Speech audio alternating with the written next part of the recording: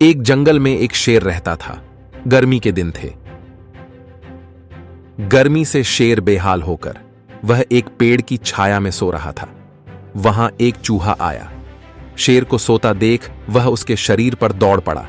वह उसके शरीर से खेलने लगा। तभी उसकी पूंछ से शेर की नाक भर गई तो शेर की नींद उड़ गई। उन्हें छींक आई और उसने एक चूहे को भागते हुए देखा। उसने चूहे की पूंछ को अपने पंजे से दबा दिया। चूहा बहुत डरा हुआ था। वह धीमे स्वर में बोला, शेर दादा, आप तो जंगल के राजा हैं। मेरा एक अपराध क्षमा कर दो और मुझे माफ कर दो।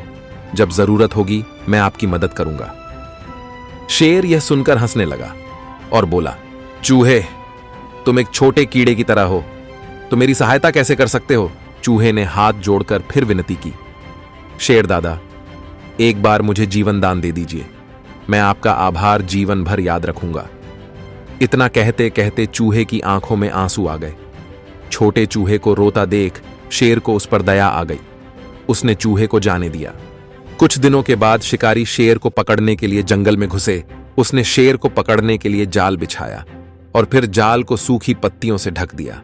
जब शेर वहां से टहलने के लिए निकला, तभी वह शिकारियों के बिछाए जाल में फंस गया।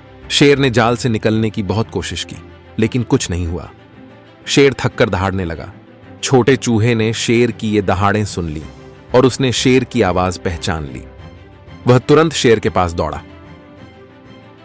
जब वह आया तो शेर एक जाल में बंधा हुआ था। चूहे ने कहा, शेर दादा, धैर्य रखें। इससे पहले शिकारी आपको पकड़ने आए, तब तक मैं जाल काटकर आपको आजाद कर दूंगा। इतना कहकर चूहा अपने छोटे छोटे दांतों से जाल को काटने लगा। Cut cut cut.